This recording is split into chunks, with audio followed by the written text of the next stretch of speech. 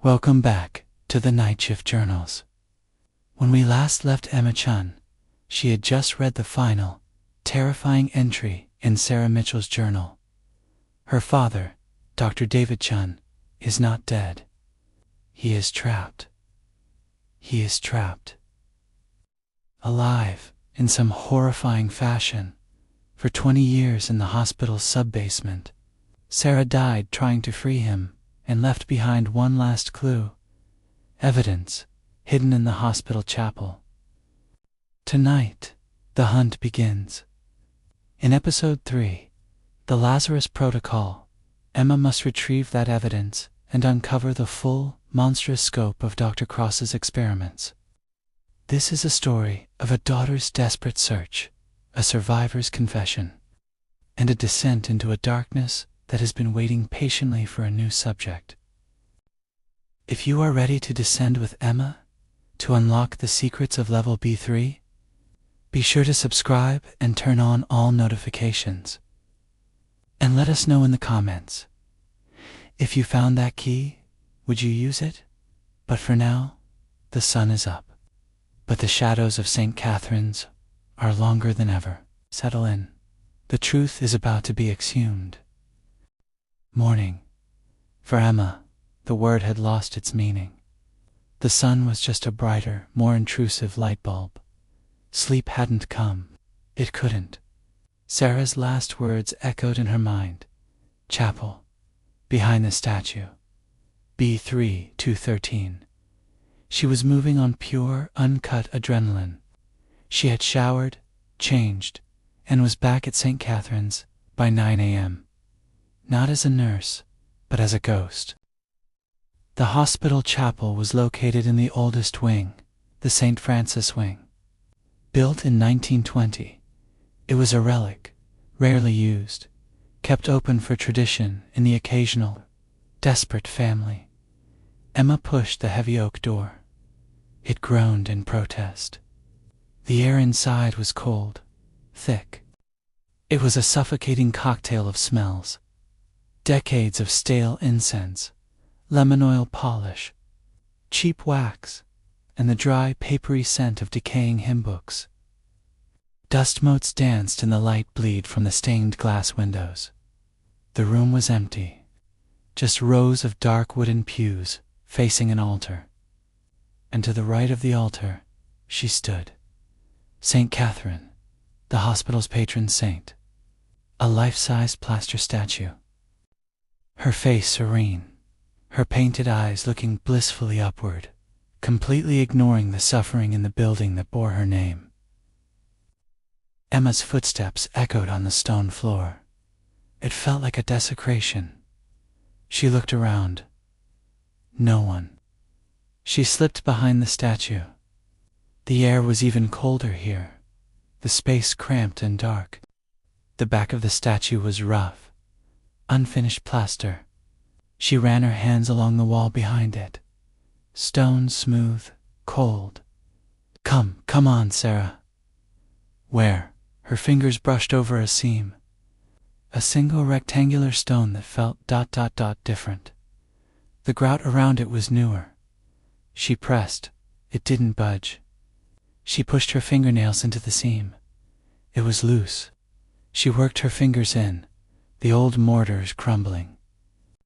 Stinging her cuticles, she pulled. The stone slid out with a heavy, grating sheck. Inside was a small, dark cavity, and nestled within, a small, black, waterproof bag. The kind a kayaker might use. Her heart was a fist in her throat. She grabbed it. Her fingers trembling, worked the plastic seal. Inside, a single standard USB 2.0 drive. On it, a small white label, handwritten in familiar blue ink. Lazarus Evidence. SM August 5th, 1005. And beneath it, a single heavy old-fashioned brass key. It was stamped with a room number. Betrays Menestrezi. Emma shoved them into her pocket. She slid the stone back into place, wiping the dust on her jeans. She had it. She had the proof. she felt a surge of triumph, of hope. She turned to leave, walking quickly out of the chapel, her mind already racing. She didn't look up. If she had, she would have seen it. A small, black, reflective dome in the corner of the ceiling. A security camera, its red rec light glowing steadily, capturing her every move.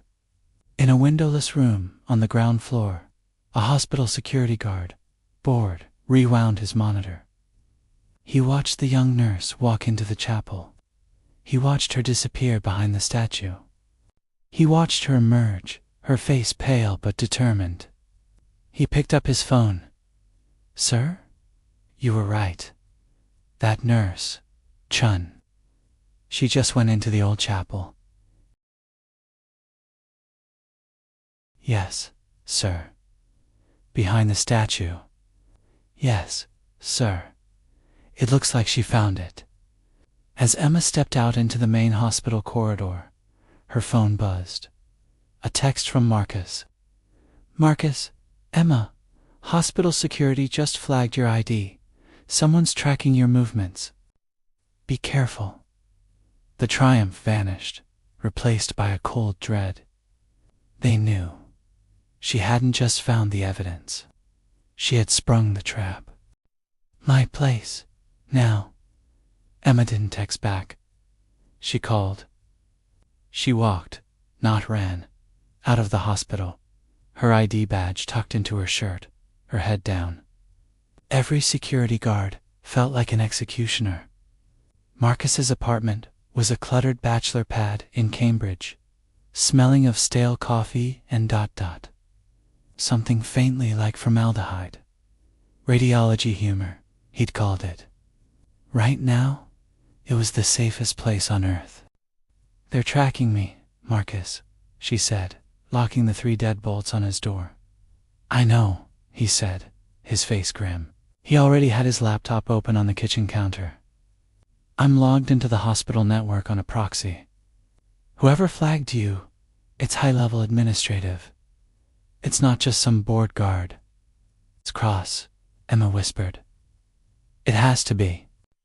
She threw the USB drive onto the counter. It skidded, coming to a stop next to his coffee mug. "This is it," she said. "From Sarah. The Lazarus evidence." Marcus looked at the drive as if it were a live grenade. He picked it up, an old 2.0. God, this is a time capsule. He plugged it into his laptop. The drive word. A single folder appeared on the screen. Project_Lazarus. He clicked it. It was full. Dozens of video files, audio recordings, scanned documents, experiment protocols, consent forms. "My God, Emma," Marcus breathed. She got everything. His fingers hovered. "Where do we even start?" "The beginning," Emma said. He sorted by date. The first file was a video. May_2005_investor_presentation.mp4. The video was grainy, shot on a cheap camcorder. It showed a conference room. At the front, a man, elderly, even then. But his posture was electric. He wore an expensive suit and a smile that didn't reach his eyes. "Dr. Lucius Cross." Narrator's voice shifts, becoming the tinny, recorded voice of Dr. Cross. "Gentlemen, thank you for coming. What I am about to show you is not just an advancement in medicine. It is an advancement in existence. For centuries, we have viewed death as a closed door, a finality. We, as scientists, have been reduced to janitors, cleaning up its mess." He gestured to a screen. "But imagine controlling the exact moment of death. And, more importantly, ... resurrection." The Lazarus Protocol will revolutionize medicine, allow us to map consciousness itself, to understand what we are, after we are. A voice from off-camera. An investor. Dr. Krauss, this is ... provocative. What about ethics committee approval? What about the hospital board? Cross smiled, a chilling, placid smile. We have ... alternative approval channels, and we have subjects who are ... pioneers, patriots of science. They understand the risks. The video cut. Pioneers, Marcus spat. He means guinea pigs. They clicked another file. Protocol_final.pdf. It was all there, the science. Subjects were to be brought to clinical death. Hearts stopped for 3 to 7 minutes. During this time, their brain activity was monitored by an experimental neural interface, then a drug. LD-Trezi, Lazarus drug, Formula 13, would be administered to restart the heart. The goal, Emma read aloud, her voice numb, is to map consciousness during the transitional between state 2, to prove the soul, if you will. He's not a scientist, Emma, Marcus said, scrolling. He's a priest, a cult leader. He clicked the last file. Spreadsheet, subject_outcomes, XLS. It was a list, 13 names. Subject number 1, deceased. Subject number 2, deceased. Subject number 3, deceased. Subject number 4, Robert Webb. Emma's head snapped up. Marcus? Marcus was staring at the screen, his face white. My father. That's my father's name. Status, deceased. Subject #5, #6, #6, ... All deceased. Subject number 9, James Rivera. Status, survivor complications, sensory anomalies, 2:15 a.m. sync event. 10 names marked deceased, 3 marked survivor, and then the last one. Subject number 13, David Chun, MD. Status, anchor active B3-13. Anchor active. The words hung in the stale air of Marcus's apartment. He's active, Emma whispered. It wasn't just that he was alive. He was in use. A tool. Marcus, your father. He told me it was a stroke, Marcus said, his voice distant, his eyes locked on his father's name. He died here, at St. Catherine's. They said it was a massive, unexpected stroke. Marcus, Emma said, her voice gentle but firm. We'll get to this, I promise. But right now, ... Rivera. He's a survivor. He knows. He lied to me. Emma grabbed the USB drive. I have to find him. He can't deny this. She found him in the hospital cafeteria. It was 3 p.m., the lull between lunch and dinner. He was sitting alone, nursing a black coffee, staring into space. He looked like he hadn't slept in 20 years. Emma slid into the booth opposite him, her movements sharp, angry. He looked up, his eyes bloodshot. Nurse Chun, you're not on shift. I know, she said. She dropped the USB drive onto the table. It landed with a loud, plastic clack. Rivera flinched. His eyes darted to the drive, then to her face. The blood drained from his. I know you were subject number 9, Emma said, her voice a low-level whisper. I know you survived. I know you lied to me about my father. And I know you murdered the man in bed 6. You didn't free him. You silenced him now. You're going to tell me what happened. Rivera stared at the drive. He seemed to age another decade. He let out a long, shuddering breath. You really are your father's daughter, he whispered. Brave, stubborn, and reckless. He looked around. The cafeteria was almost empty. Fine. You want to know? Fine, you deserve to know. He took a sip of his cold coffee. It was 2005. I was a resident, ambitious, in debt up to my eyeballs. Student loans, you know? Dr. Cross, He was a legend, neurology royalty. He recruited me. $50,000. Tax-free, to participate in cutting-edge consciousness research. He said it was safe. He said it was just a few minutes of deep sedation. His hands were shaking. I signed up. I needed the money. I didn't understand the risks. Nobody did. Except your father. They put me in bed 13. They strapped me in.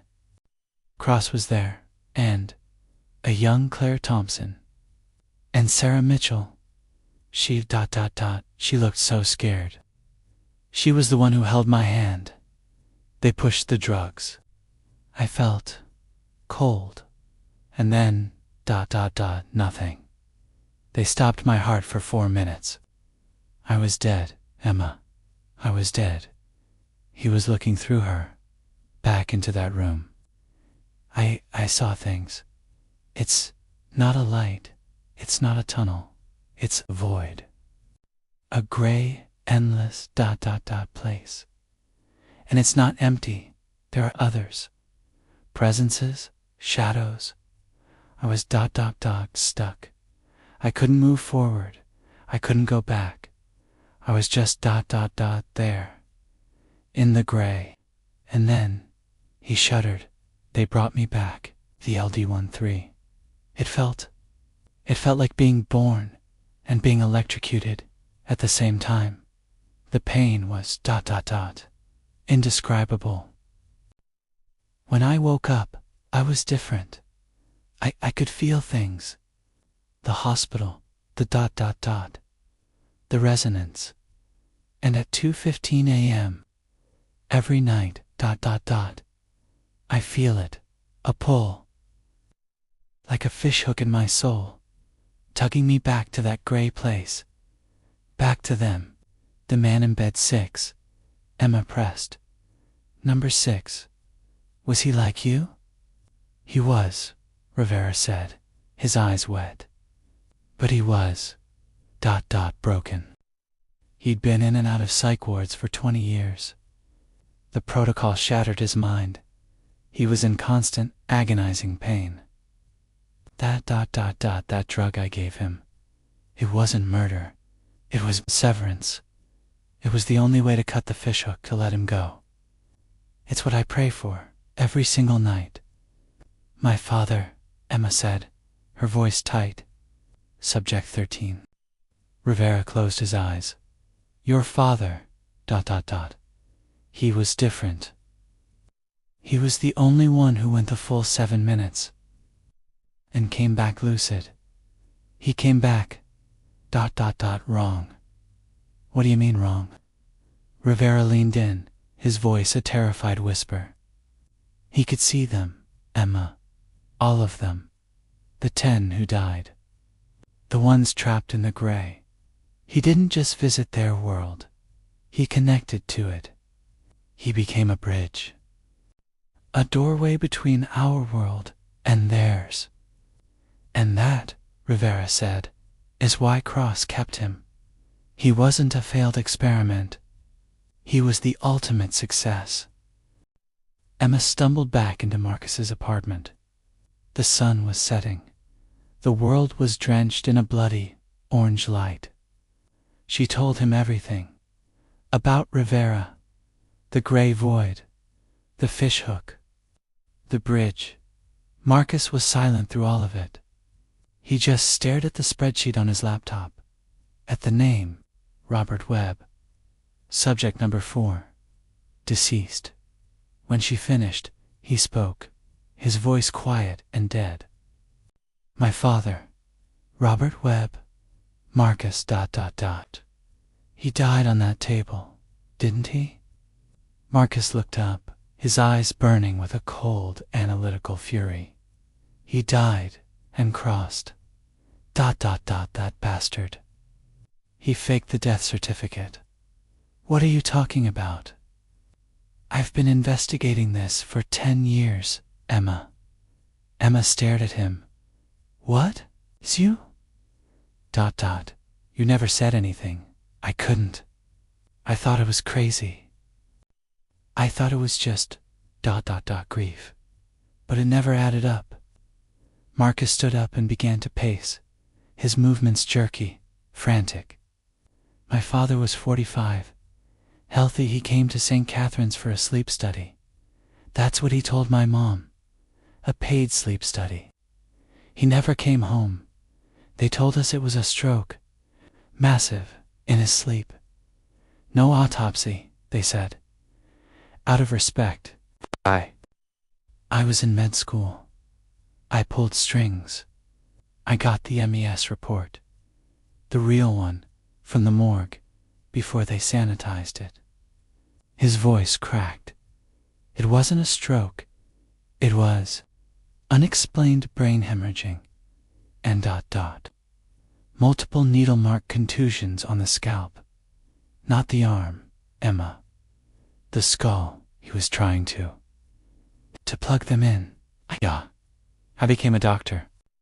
I clawed my way into a residency at St. Catherine's. I've spent the last 4 years in that ... that mausoleum ...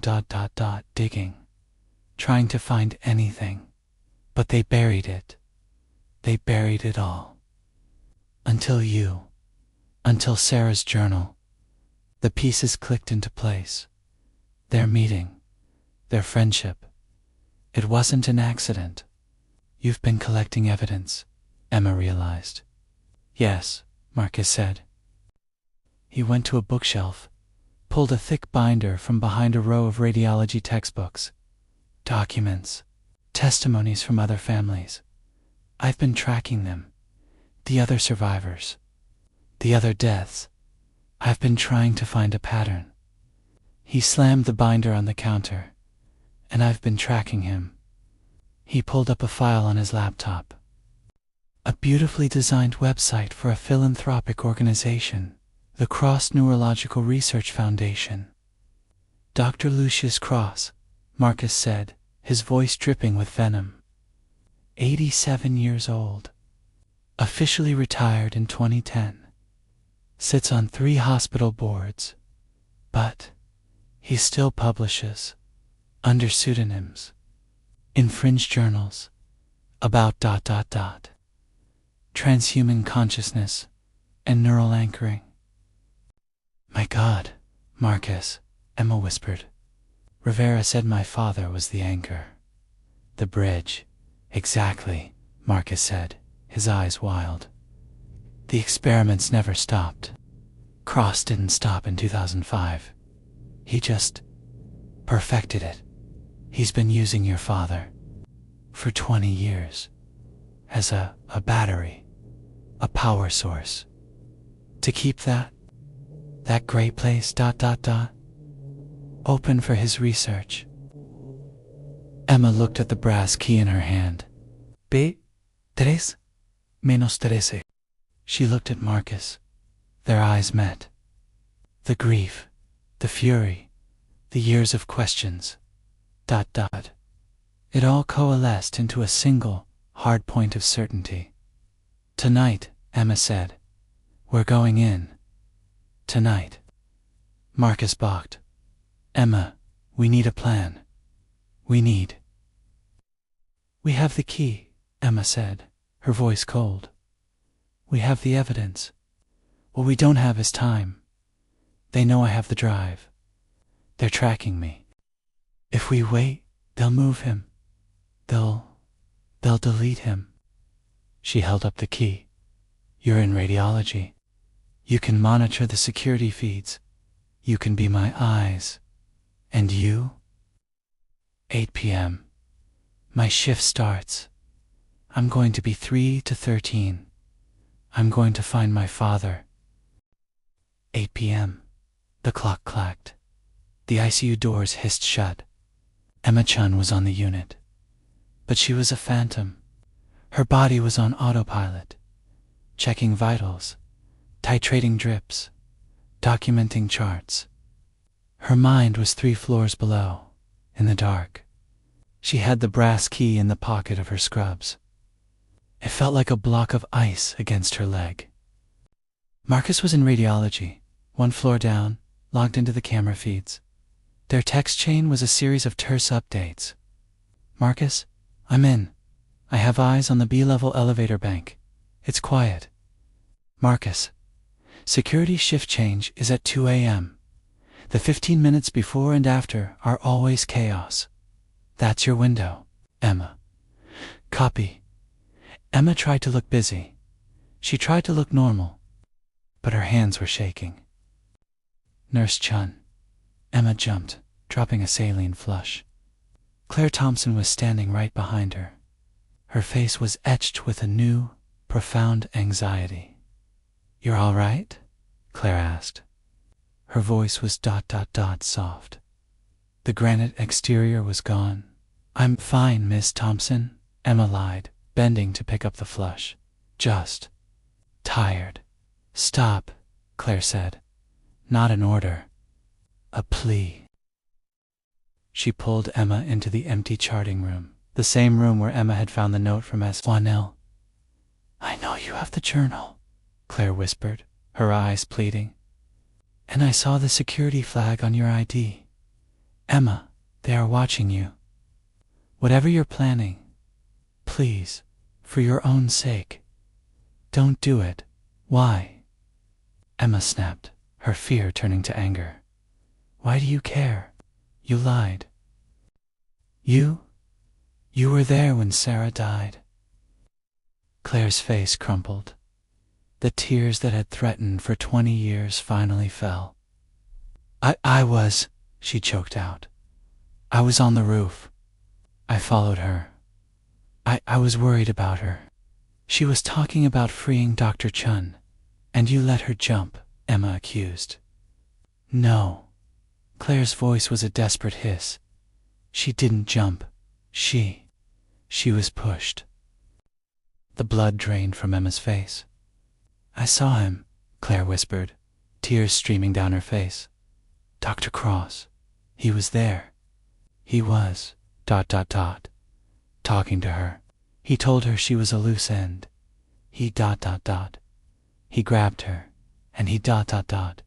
He pushed her, and then he looked at me. I was hiding behind the air conditioning unit. He saw me. He ... He walked over. She sobbed, and he just ... smiled. He told me I had a beautiful family. He ... He showed me pictures of my ... my kids, at their school. He ...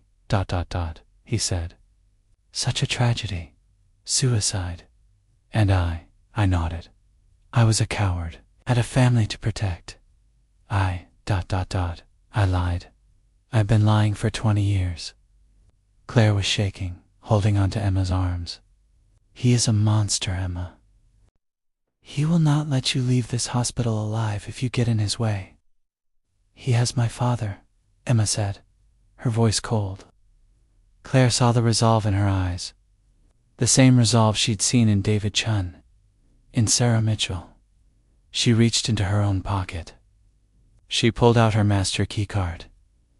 I can't stop you, Claire said, her voice shaky but firm. So, God help me, I'll help you. She pressed the card into Emma's hand. This will get you to B2, the old sub-basement. I don't have access to B3. No one does. But this will get you to the elevator. She looked at the clock. 1:40 a.m. Security changes shift. At 2 a.m. You'll have 30 minutes, max. Then all the B-level doors auto-lock. Thank you, Emma whispered.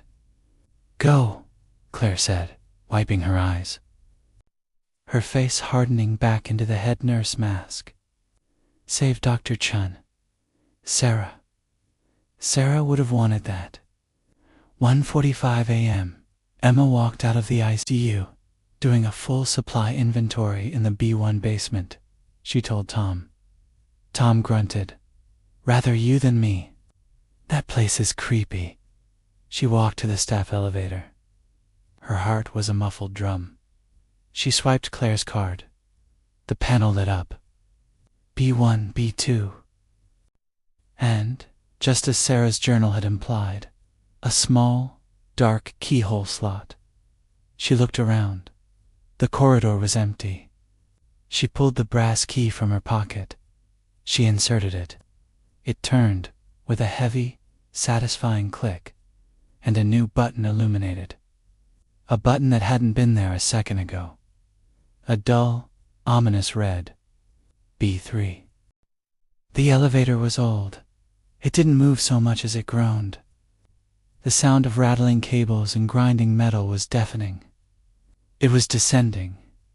Past B-1... Past B-2... Into a part of the hospital that didn't officially exist. The air grew cold. The smell of dust and ozone, which she'd noticed in the records room, was now overwhelmingly strong. With a final, shuddering clang, the elevator stopped. The doors scraped open. It was dark. Pitch black. Then, flicker ... Flicker ...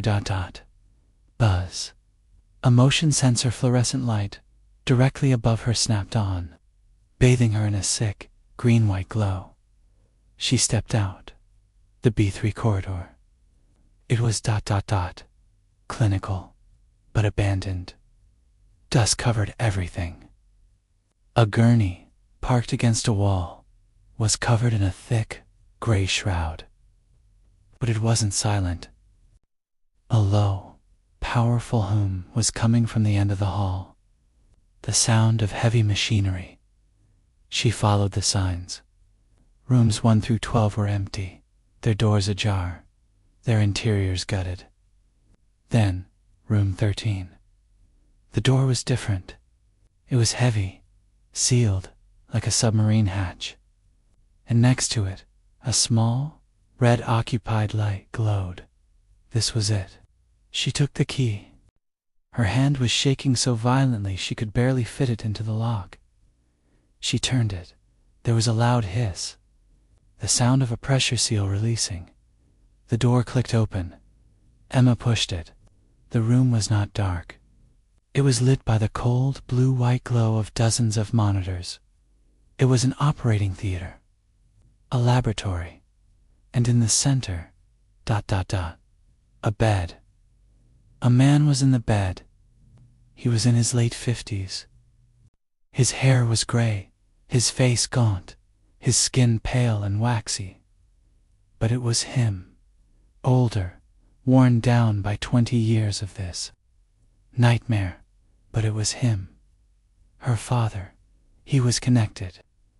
A neural interface cap, a spider's web of wires, was fitted to his shaved head. 4 lines ran into both arms, pumping his body with nutrients and God knows what else. The monitors around him were not showing vitals. They were showing brain maps, real-time imaging. His consciousness displayed as a flickering, chaotic storm of light. Tears streamed down Emma's face. She stumbled forward. "Dad," she whispered. "Dad, ... It's Emma. Can you ... Can you hear me?" His eyelids fluttered. They opened. But they were not his eyes. They were unfocused, milky, seeing beyond her, into the gray place Rivera had described. His mouth moved. A dry, cracking sound, and a voice came out. But it wasn't his.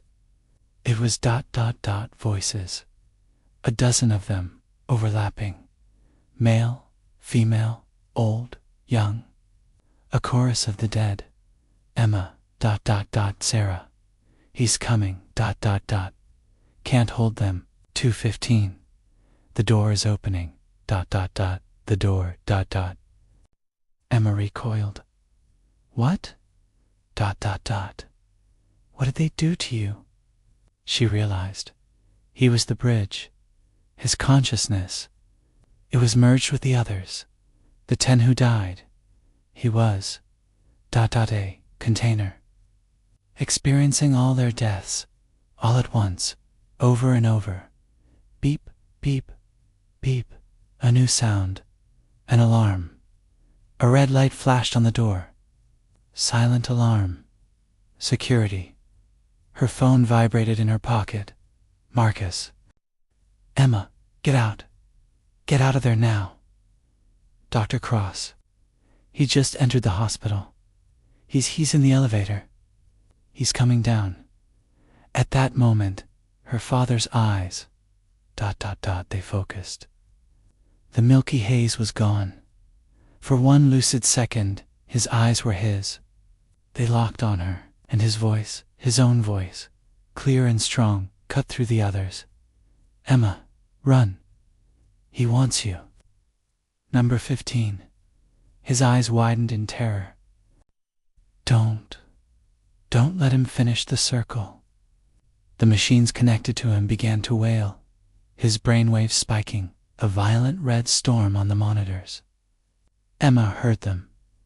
Footsteps in the corridor. She turned. The door hissed open. Dr. Lucius Cross stood in the doorway. He was ancient, his body frail, leaning on a cane. But his eyes were young, brilliant, and burning with a terrifying, triumphant fire. Hello, Emma, he said, his voice a dry, cultured rasp. You look so much like your father.